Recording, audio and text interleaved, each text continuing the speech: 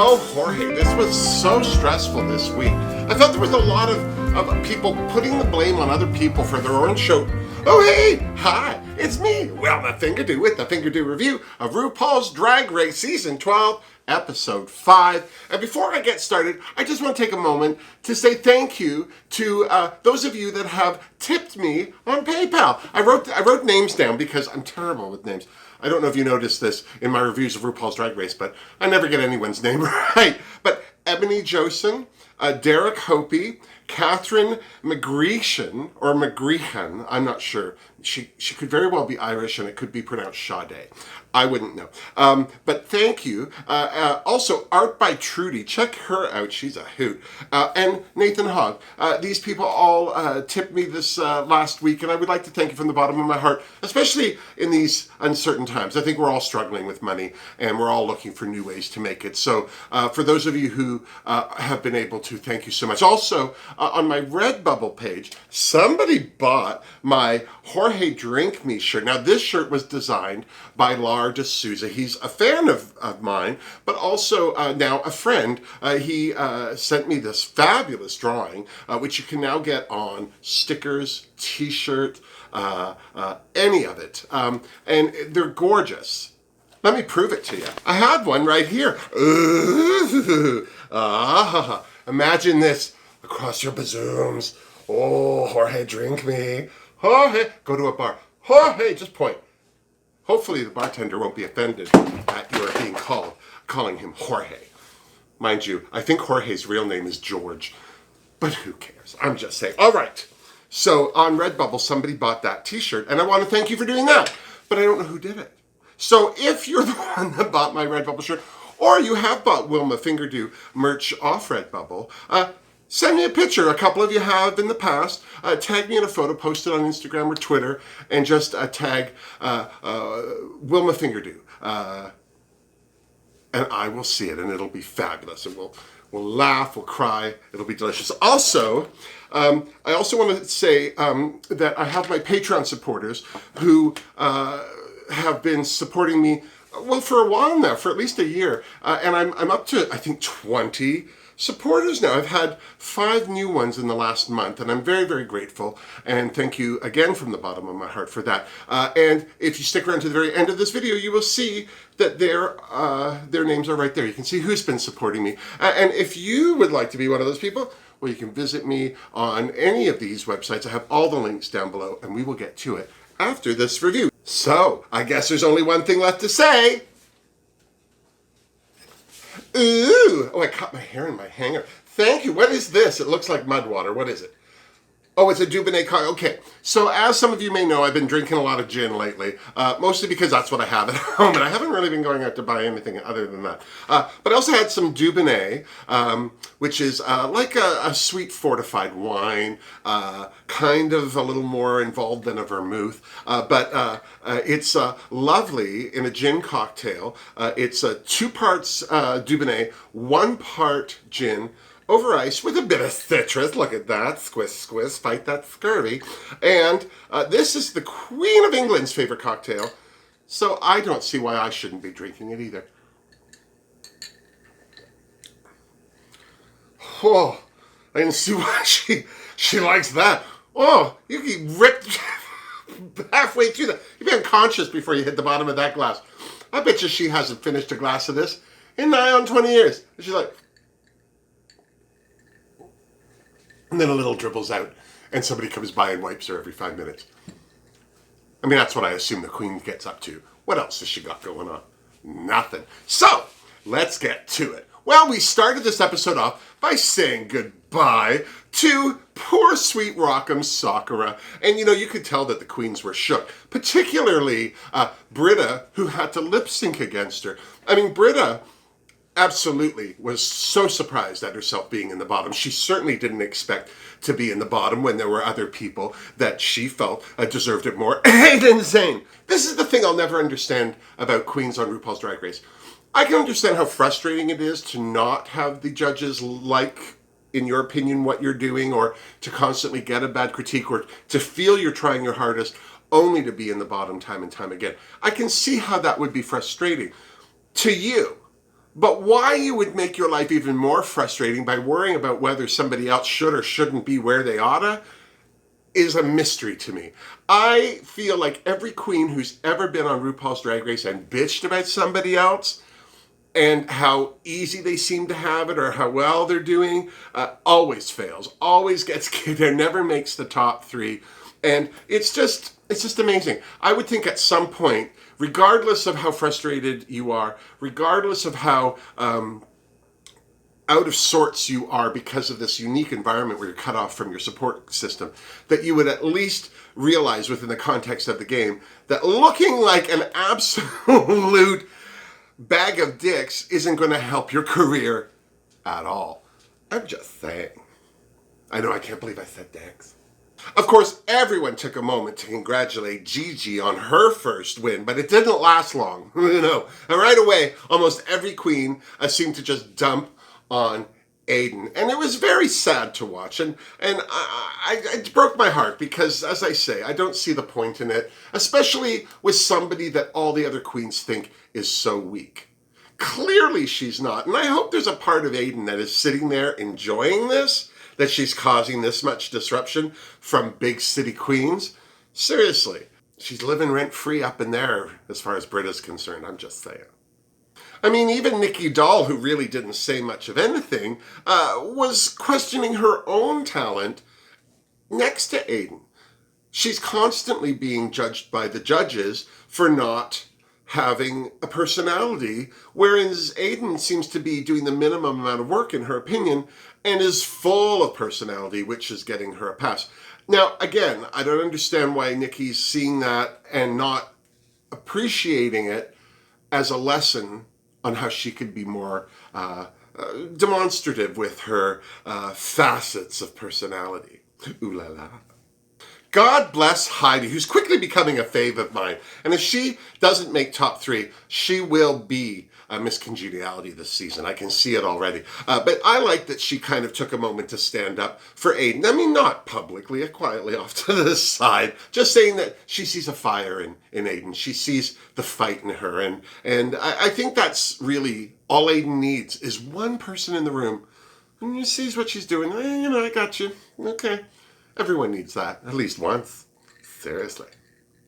The next day in the workroom, Jackie Cox asked the girls if any of them were missing men, which I thought could have come off as a little insulting to some of the queens, because they are men. I'm just saying. But Jada distracted them all from even coming to this conclusion by asking who they all thought was the trade of the year, because now that Dahlia Sin was gone, she's completely sure it's her. And that's fine. I can see how she would be considered trade. I mean, I don't really know what trade is. Trade happened well past my time, I'm just saying. I was never young enough to be trade. I was always 40. Explains why I'm single. Anyway, I don't see why some of the other girls weren't considered trade. Like Aiden. Aiden looks absolutely like trade in a tank girl kind of way. And what about Nikki Doll? I can just see her in some shadowed alcove on the banks of the Seine, smoking a jetin. Qu'est-ce que tu fais, salope, tabarnak? I don't know. If that's not trade in Paris, then I see why she moved. I'm just saying. Personally, I also thought it was a little funny that Jan wasn't considered trade until somebody brought up her boy eyebrows, or lack thereof. Seriously. Thank God Ru showed up with this week's Maxi-challenge. Grey's Anatomy. The queens had to act in a medical comedy spoof on Grey's Anatomy, for those of you out there who are under 25 and have no idea what we're talking about. That said, to cast the roles, the queens had to pick a pill bottle from the fabulous pit crew, or turn and cough crew is all I'm saying, seriously. So the queens, when they opened their pill bottle, it either had a silver pill or a pink pill in it. Now, I would just like to say right away, Ru said there was no anal option with this, but that was a big pill. That looked like a horse tranquilizer. I mean, at best, it was a suppository. I'm just saying. I mean, I wouldn't want to stick it up there. I mean, you'd have to really spit on it and push, but I'm just saying, it was huge. So, Who picked the pink pills? Gigi Good and Nikki Doll. So, before they even talked about assigning roles, the queens did the logical thing, which was read the script. Then, Nikki and Gigi asked the girls what they wanted to play and made a list. And then they deliberated. And it didn't seem like a lot of girls overlapped. I was surprised that Jan wanted to play the same role as Jackie Cox, because the whole point, I think, of that gag in the script was, I think they were hoping that somebody who looked totally opposite of Jackie. I think it would have been hilarious if Heidi in Closet had been the other Dr. Gay. But Jan said she wanted it, and Nikki and Gigi gave it to her. Shut your face. In fact, the only two queens who seemed to not get what they wanted was Aiden, who was absolutely okay with it. Even though she wasn't happy, she didn't cause a lot of fuss. And Widow, who caused all sorts of fuss without saying much of anything. It was all side-eye and grunts and moans. God bless. I never understand why these girls get upset about what part they get in these stupid things. Seriously. Right away, the queens got to work. Heidi was feeling very optimistic because she had done so well in the improv challenge, and because this was an acting challenge, she felt it should be easier because she didn't have to make up her own lines. Seriously. Nikki immediately regretted picking the role she did because it put her with Widow Von Du again. They had been teamed up together with Crystal in the improv challenge, and it did not go well for Ms. Nikki Doll then. Seriously. And Britta's hate of Aiden grew 3 sizes that day, right after she watched Aiden's interpretation of Mae West. I thought it was hilarious because it was so bad. I mean, that's what made it fun. But when you hate somebody, that's all you see. Hate, hate, hate. Poor Britta. It's a lot of extra work. Thank God Ru showed up to check on the girls' progress. Jackie Cox told a very disturbing story about her medical experiences in her youth when her mother hired her to collect stool samples for her lab. Wow, I bet Mother's Day at Jackie Cox's house is a hoot. Britta tried to greet Ru with a rousing "You, Britta, work," which Ru immediately shot down by reminding Britta that she'd been in the bottom last week, and then asked her what she was going to do to stay out of it this week. She didn't really have a plan. She just thinks being Britta is enough. Let's just hope at some point one of the challenges, it is. Seriously. Aiden Zane agreed with Ru that being cast as a ghost was a bit shady of the other queens, and then went on to lament how hard it was for her being a queen from a small town. All these girls are used to each other. I'm really glad that Ru said, are you all hanging out with each other? It's like, no. They're busy doing their own thing alone, preparing their shows. They only see each other as they're passing doorways. You know what I mean? They're either on stage or they're not. That's how it works. They're not all having a kiki in the back. Maybe after the show, if they're still conscious or upright or they haven't spent all their tips, then they might hang out. But it doesn't really happen like that. I also want to ask, how small is this town that Aiden's from? I'm so serious. I mean, not one other drag queen in that town. Not one. Not a flamboyant art teacher. An overpainted drama teacher. What else do they do in small towns? I don't know. A pretty pig. There's nothing. Nothing. I think Aiden just likes to be alone. Seriously. Widow admitted that she didn't like the role that she was given, which fell on deaf ears to Ru because, well, she doesn't care. Seriously. And poor Nikki Doll was very vague when Ru asked if the baby she was going to be playing would speak any French. Seriously. I just would have said, "Certainement," and left it at that. Why make it harder? I keep asking. And then it was time for the Maxi-challenge, and directing the queens was Carson Kressley. It was very interesting to see how the queens did in this challenge, because the queens I thought would do all right didn't so much, and then the ones that didn't do that badly were a surprise as well. Jada, for instance, stumbled right out of the gate because she had all those medical terms, which weren't medical terms. They were puns on medical terms, so they sounded like something else, but as Michelle Visage pointed out in the critiques, she was just trying to say the lines so specifically that she was missing the jokes. And it just became this just diatribe of words, which was a shame because I really expected Jada to do better in this challenge, I'm just saying. Jackie Cox was another girl that I think was having issues in the theater of her mind. She was particularly distracted with how good Gigi Good was doing. I'm so serious. I mean, she was okay with Gigi being a look queen, but comedy too? You could see that this was causing Jackie to worry just a scooch. Heidi was a hoot with Crystal in her scenes, and Crystal, I'm thinking mostly because she was attached to the back with her, kept up. Of course, Sherry Pie killed this challenge, and why wouldn't she? She did very well in the improv challenge. She actually won that one, so this was her challenge to win for sure. And she made excellent choices.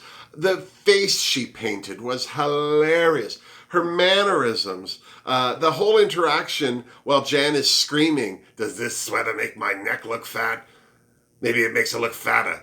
Scream. Maybe it's the knees. I just thought that was so funny. Of course, Widow Von Du summed it all up in one bitter sentence.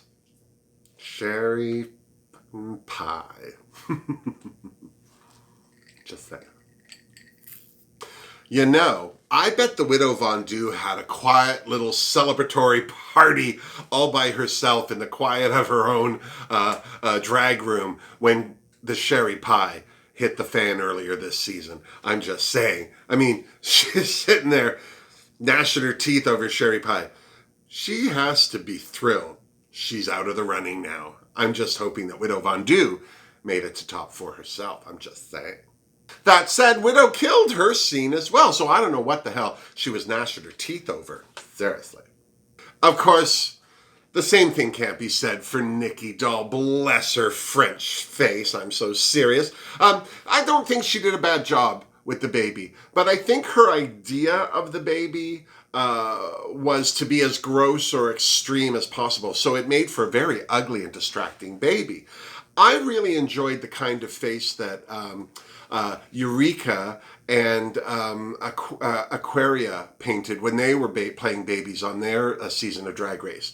That kind of cleaner face, a bit of freckles, a big open eye, more contour than actual makeup. I think that if Nikki had done that, it would have been more impressive because she's got such a beautiful face. It would have been great if she talked like that with a beautiful face. But because she gave herself an ugly face, the voice wasn't as impressive or distracting or shocking or French. As for Aiden and Britta, well,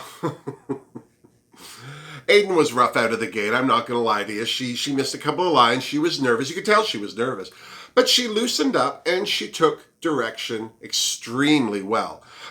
She also seemed to have a lot of fun with it. Once she kind of got into it, she was fine. And what made this fun for me was how bad her Mae West was. I mean, she didn't even try to put Mae West hair on or a corset or anything, just the hospital gown, fright wig, and oh, boo.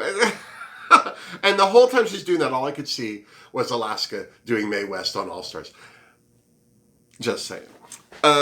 But what was interesting was that Britta, I thought, was doing very well. She had her lines down.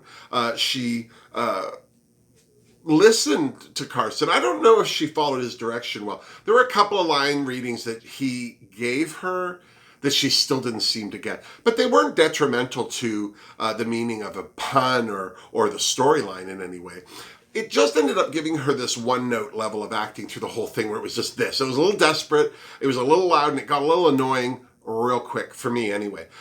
She didn't do badly, she wasn't the worst, but I wasn't as impressed with her as she was.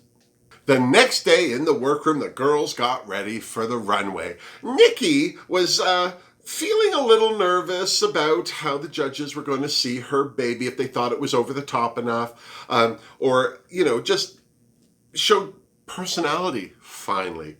I mean, she snaggletooth her own grill. What doesn't say personality about that? I'm so Serious.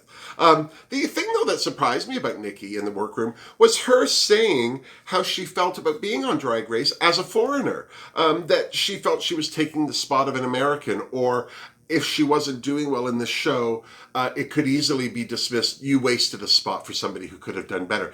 And the reason she said that is, as a foreigner, there's just a lot of just base knowledge and base understanding that Americans have. You say a word, everyone understands because they've been in that culture. It's harder outside of North America. And I think with people like Nikki, who are from a country where the language is very different and the culture is very different. Even the way people interact, or as how they talk with each other, or have lunch, like, it's all very different in Paris. Oof. But I felt badly that Nikki felt that she was taking somebody's spot, because clearly, if there was somebody better than her to be on the show, they wouldn't have cast her. Just saying.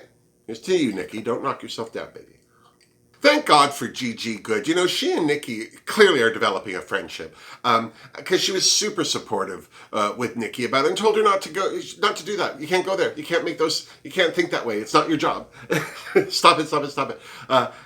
It really made me like Gigi a lot more than I already do, and I quite like her. I'm just saying.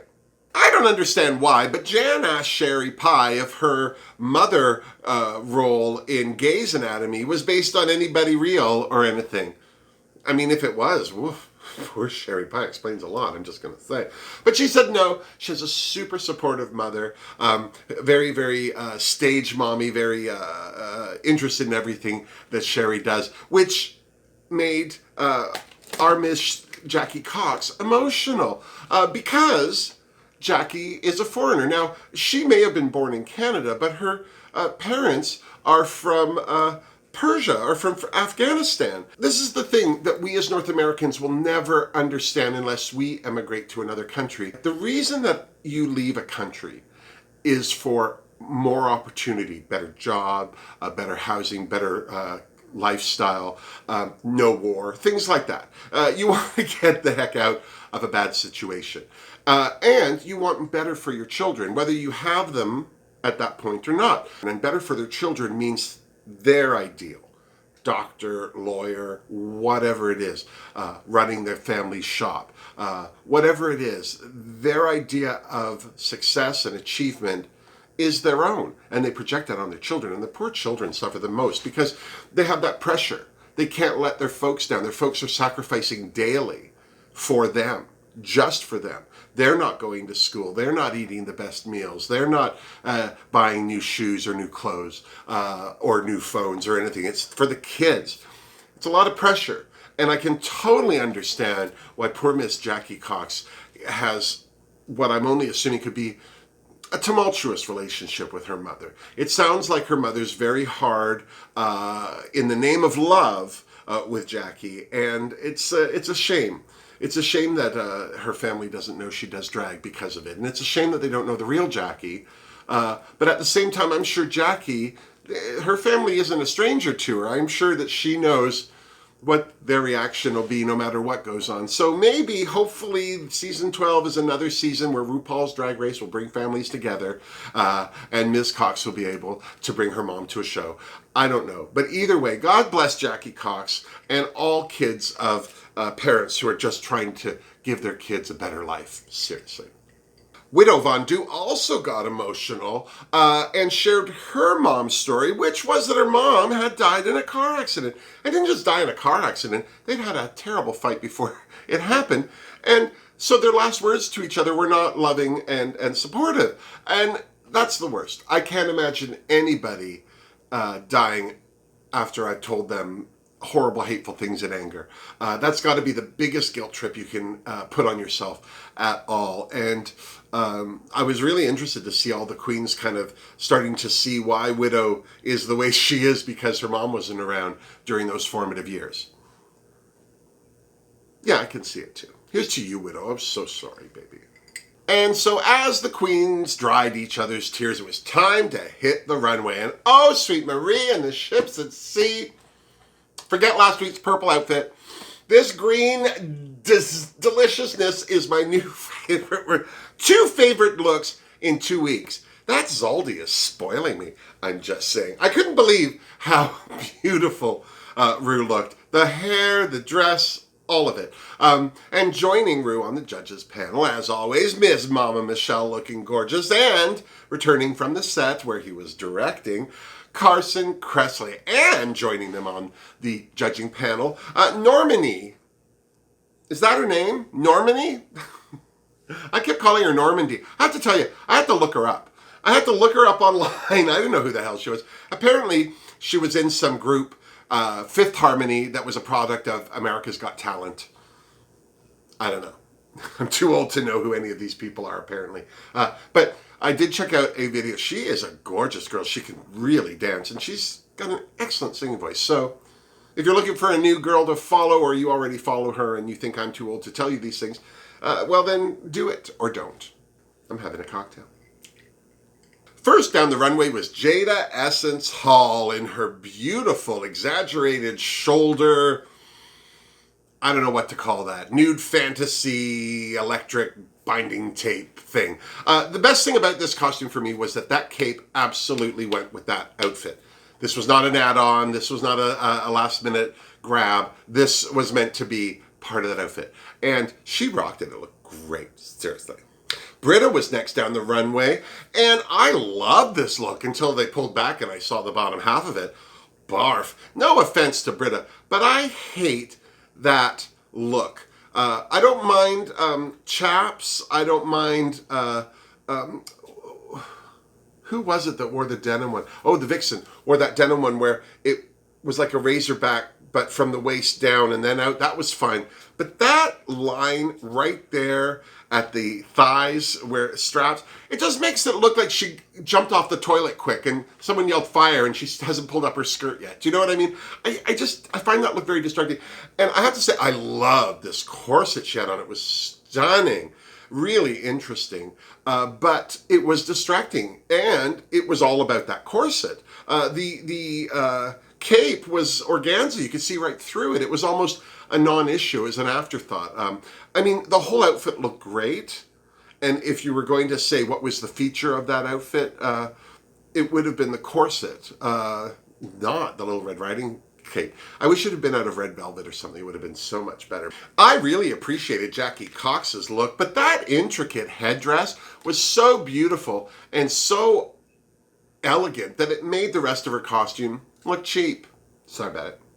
Jan's parachute cape was a huge hit, and she sold the hell out of it too. God bless her. And luckily for her, she was safe, because if she hadn't been, I think that Michelle would have read her for filth for wearing that Jocelyn Fox onesie. I'm just saying. OMG. I nearly barfed at how beautiful Gigi Good's Troop Beverly Hills outfit was. I mean, the deep V that she added to the original design. I love that elegant welted armhole cape, short, the color, the piping, the wig. Oh, it was delicious. Good for Gigi Good. That was gorgeous. Sherry Pie's Elvis outfit was okay. It looked like Elvis in a skirt. I didn't really see, I don't know, it just didn't come off like a really great drag costume. It didn't look horrible. But I think that Sherry's been doing such great costumes on the runway, and it's all thanks to Florence DeLee. I'm so sorry that I have not mentioned her. I keep meaning to every week, and I keep forgetting. But I think the last week I didn't like Sherry's two looks, and that's why I forgot. But this week, I just have to say, Florence DeLee is Sherry Pie's designer. You can follow her on Instagram. It's Florence, capital D, apostrophe, capital L-E-E. And she makes costumes in New York. She's a costume maker. She makes costumes for a lot of drag queens, a lot of RuPaul's Drag Race queens. And a lot of people are saying how badly they feel for her this year not being able to promote any of the designs that she made for Sherry Pie. Well, that's true to a point. I mean, we're seeing the designs that Sherry Pie's wearing on the runway. We know who Florence DeLee is now, so we can at least look at them ourselves and go, wow, that queen does some great work. But I don't think anyone in the history of the world is ever going to watch a queen come down a runway in an outfit and then call the designer and go, make me that exact same thing. Queens want to be original. Queens want something different, and not everything works on everybody. So I personally don't think that Florence DeLee will have a bad reaction from the world for the costume she made for Sherry Pie. I don't think it'll hurt her business. I don't think it's going to hinder her business. Florence DeLee is a brilliant costume maker. She will have work as long as she's able to do it. I just feel badly, especially I'm wondering if she made some of the costumes for Sherry Pie at a lesser price because she was going to be on RuPaul's Drag Race, then she was doing work for free, which sucks every time. And if you're as good as Florence DeLee is, you should never do work for free. People should always pay you full price and never ask for a bargain. Just saying. Here's to you, Florence. Poor Heidi. OMG, this outfit was a mess. Literally, it was just some sequin jumpsuit with a cape over top of it. The cape had nothing to do with the jumpsuit. The jumpsuit had nothing to do with the cape. I have to say, I really liked Heidi's hair and makeup, but even her hair and makeup had nothing to do with the cape or the jumpsuit. Just there. I'm still not used to Crystal's new makeup. Every time she comes around the runway, around the corner onto the runway now, I can't tell if it's Jan or Ms. Jackie Cox. I mean, it's not either, but it's just amazing how different her face is. And I have to say, I really, really liked her hippie cape ensemble. I loved everything about it, well, except for the green shoes. But I have to say, I didn't hate the green shoes, mostly because they weren't Widow Von Du's yellow ones. Seriously. Aiden Zane's look this week was cute because it had a hat on it, and it was a big hat, so it hid that bus driver wig of hers, which makes me crazy that she wore it again. But I have to say, I didn't hate Aiden's look. It was better than Heidi's, at least, I'm just saying. Also, I loved that she did the whole Silence of the Lambs thing with the moth in her mouth, and then the fact that Buffalo Bill had worn a cape similar to that in the scene where he's tucking and standing in front of the mirror. It's a very disturbing scene, and I find it absolutely fabulous that Aiden saw that cape in that scene and went, ooh, I want one. I just think that explains a lot about Aiden saying, here's to you, Aiden. You make whatever you want, baby. Widow Von Du's watermelon cape fantasy was a lot of fun. I just don't think it really needed that Janet Jackson moment. I'm just saying. The worst thing about Nikki Doll's Terry Mugler inspired armor was that she dumped the cape almost the minute she hit the runway. And it wasn't even really a cape. It was more like a sack, a cloak. But she did have a cape on for her reveal, but she did the reveal halfway down the runway. She didn't wait till she get to the front. And then she dropped it and ignored it. And then I thought, okay, well, she dropped her cape too soon. No, she still had a cape attached. It was this little square of silver fabric, which wasn't the worst thing I've seen anybody put on a costume, but it just didn't do anything. It just hung there like a dish rag. I mean, a very sparkly dish rag, but still. Ew. And then it was time to watch Grey's Anatomy. Now, I have to admit, I've never seen Grey's Anatomy. I don't know if I'm just too busy and famous. Maybe I don't care about doctors. I don't know what it is. I have just never seen it. So I had no idea who any of these characters are supposed to be, or if the queens performing the roles were doing them justice or not. But it was very clear to me right out of the gate that the two top queens in this challenge were going to be Sherry Pie and Widow Von Du. Gigi Goode did well, as did Jackie Cox, and Jan. They were all great. You know who else I really enjoyed was Heidi and Crystal. I don't know if they had a good part really to shine in, but I didn't hate what I saw. Seriously. I have to admit I was super impressed with Aiden because I wasn't expecting anything from her. And then when she stumbled out of the gate by flubbing some lines, it seemed to be like, oh, okay, this isn't going to go well. But she took direction beautifully. And every time she did a line read, she did it better. So it became a very excellent performance in my case because was her Mae West perfect? No. Is that what made it great? Absolutely. It was just such a rough Mae West, and to channel it through such an odd-looking person. I just thought it was an excellent performance from Aiden. She certainly looked like she was having a ball doing it, I'm just saying. Britta, on the other hand, didn't suck, but she didn't seem to sparkle either. Seriously. Another queen who struggled right out of the gate was Jada Essence Hall. Once she flubbed those first couple of lines, she just never seemed to recover her confidence, and it really did affect her performance. Seriously. So when the house lights came back up, it was very clear to everybody that this week's winner was Sherry Pie. And the safe queens were Jan, Jackie Cox, Widow Von Du, Gigi, and surprise, surprise, Aiden Zane, which you could tell was just killing Britta. Killing her! As for the queens who were in the bottom, it was very clear to all the judges that Jada's performance was basically hindered by the fact that she seemed to be reading the script right out of her head. Britta's performance was all one note, and the judges felt that her costume was a little too distracting and didn't feature the cape enough to be a standout. No one liked poor Heidi's outfit, bless her. And although she didn't do badly in the challenge, the judges felt that she kind of could have gone further with it. I don't know how, but they felt she could have. So it must be true. The judges also really liked Crystal and felt that she and Heidi worked very well together. And Michelle Visage, this was her first time to judge Crystal's makeup, and was so impressed with how light it was in comparison to the face she painted before. So all in all, it seemed to be a good week for poor little Crystal, just saying.